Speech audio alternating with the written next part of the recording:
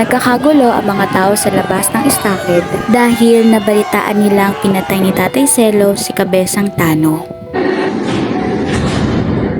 Binawi niya yung saka ko, kaya ako siya tinaga. Bakit niya babawiin yung saka? Dinaya ko na ba siya sa partihan? Kaya nga maraming nagagalit sa akin eh. Kasi hindi ko binibigay yung ani. Hindi naman ako yung may-ari. Siya yung may-ari, kasama niya lang ako. Lumapit sa stockade ang alkalde. Alkalde, pinabakawi po niya yung saka ko. Saan ba po ako pupunta kung wala na akong aanihin? Hindi katwiran niyon para tagain mo ang kabesa. Pari ng lupang sinasaka mo. Kung gusto ka niyang paalisin, mapapaalis ka niya anumang oras. Hindi po ninyo ako nauunawahan, Alkalde. Dati pong ako ang may-ari ng lupang iyon.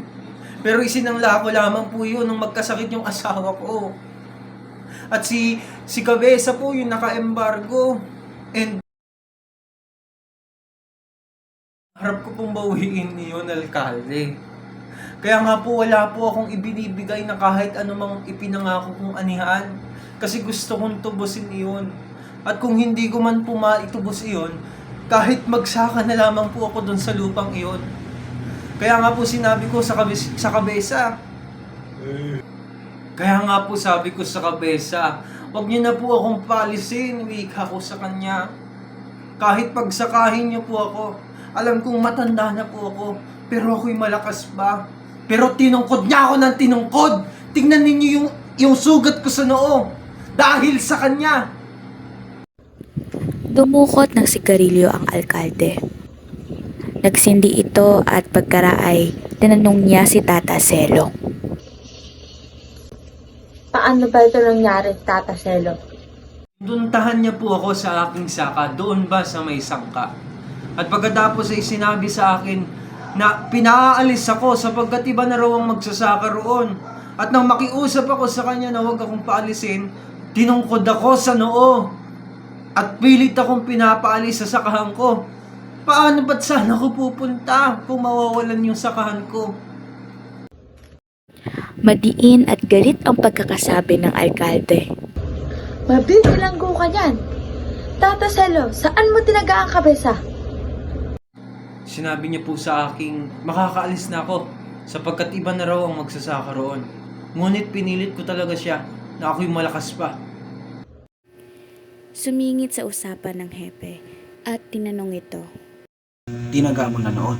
Tahimik lamang si Tata Selo at nakatingin lang. Ang iyong anak, na kinakabesa raw, tinatanong ng hepe.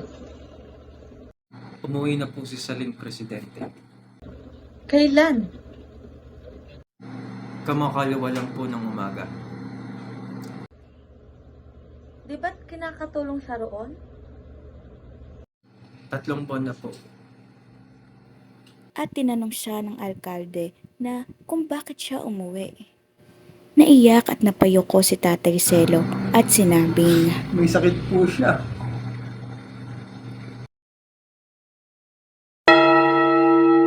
tumunog ang kampana ng simbahan.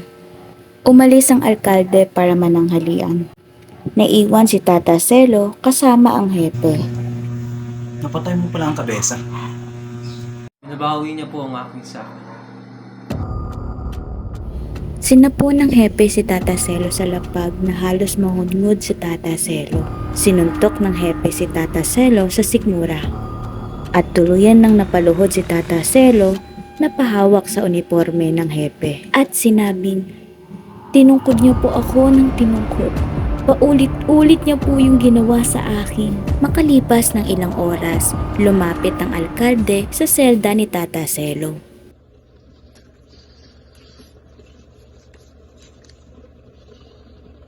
Dadalhin ka siguro sa kabisera, Selo.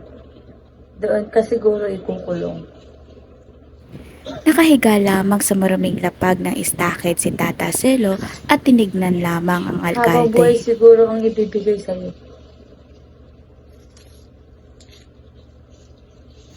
At nagsindi muli ito ng sigarilyo. Patayin niyo na rin po ako, Presidente. Pinatay ko po yung kabesa. Patayin niyo na rin po ako. Nagmamakaawang sinabi ni Tata Selo. Tutulong sa iyo, Selo. Itinapon niya ang kanyang sigarilyo at lumisan na sa istakid. Nanatiling nakatayo lamang si Tata Selo, nakatingin sa malayo at biglang nanlaki ang mga mata nito. Ama! O Saling, hindi ka na dapat nandirito, Saling. May sakit ka. Umuwi ka na. Hayaan mo na ako. Ama! Anong ginawa nila sa'yo? Lalabas rin kita dyan. Huwag ka mag-aalala. Tayong nawalan, Ama. Bakit kailangan tayo magbayad ng pagkakamali ng kabesa? Nagkasala ang mga kamay ko, anak. Ngunit, lumabang ka lang.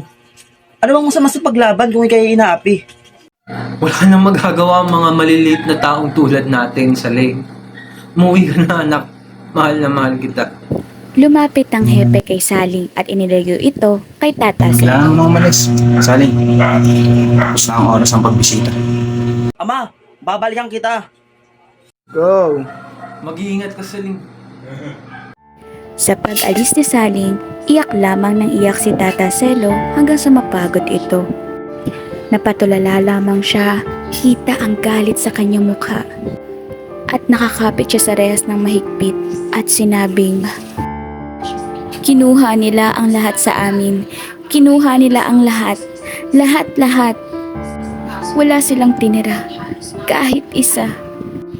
Balang araw, babaliktad rin ang mundo. Balang araw, maliliit na tao rin ang lalago. Luluhod sa bukiran ang lahat ng namumuno."